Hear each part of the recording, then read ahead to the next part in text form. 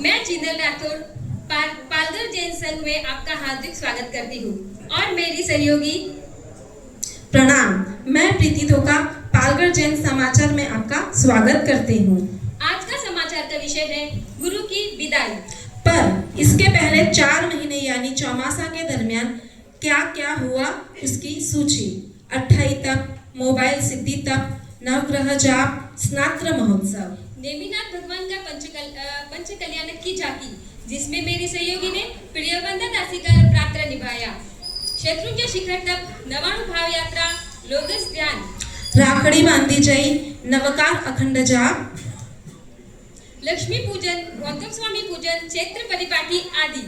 हम बोलते बोलते थक गए, पर अनुष्ठानों की लिस्ट तो खत्म ही नहीं हो रही है। ये सारे अनुष्ठान कराने वाले भव्य पद्माश्री जी आदि थाना के बारे में हम आपको जानकारी दे रहे हैं। श्री भव्य पद्माश्री जी, हमारे सबसे बड़े गुरुवर श्री भव्य पद्माश्री जी एकदम शांत, सरल स्वभाव, मीठी वाणी, हंसमुख चेहरा और सबको समान दृष्टि से देखते हैं। और मेरे फेवरेट केयूर पद्माश्री जी महाराज साहब, चेहरे पे सदा जिन्होंने सबको समान दृष्टि से देखा। अनुष्ठान कराने में राजा, नम्रता, सरलता आदि अनेक गुणों से सुशोभित है। और इनकी एक खूबी है कि वह जिनसे भी मिलते हैं एक बार, छोटे हो या बड़े, किसी को भी एक बार मिलते हैं तो वो उनका नाम हमेशा याद रखते हैं। मयूर पद्माश्री जी, अब बारी आती है हमारे प्यारे महाराज साहब जी की। इनका स्वभाव विनम्र है, सरल है, वाणी में तो जादू है, शब्दों को समझाने में जादूगर है। इनको सब पिंटू वाले महाराज साहब जी के नाम से भी जानते हैं। पुंडिक पद्माश्री जी, इनका स्वभाव शांत, इनकी वाणी बहुत मधुर है।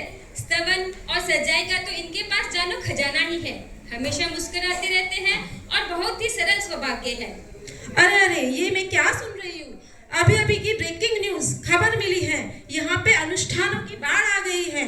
हमारे कैमरा में अक्षय, अरे अक्षय किधर हो आप? जल्दी आइए। अक्षय आप किधर हो? प्लीज अंदर आइए। जल्दी आइए। लगता है वो फंस गए हैं। जी हाँ, यहाँ अनुष्ठानों की ऐसी बाढ़ आ गई है। जल्दी आओ अक्षय, न्यूज को कवर करना है, जल्दी आओ। लगता है हमारे कैमरे में अक्षय की तो सांस फूल गई है। इस चौमासे में सारी न्यूज को कवर करते करते इनको सांस लेने का भी टाइम नहीं है। अरे और आज एक की ताजा खबर है। सूत्रों के हवाले से पता चला है कि ज्योति आंटी के 2 पुत्र हैं। आपको पता है क्या ज्योति आंटी के 2 पुत्र हैं? जी नहीं, आपको गलत खबर मिली है, एक ही पुत्र है। अरे नहीं 2 पुत्र हैं। कैसे, बताइए। आपको पता है रंजन आंटी? और किसी को पता है क्या? नहीं समझ आ रहा है, बताइए। आज की ब्रेकिंग न्यूज ये है कि ज्योति आंटी के 2 पुत्र हैं। दीपक भाई, जिसको आप सब लोग जानते हो, नहीं और एक जो बिपिन भाई गोद लिए हुए हैं,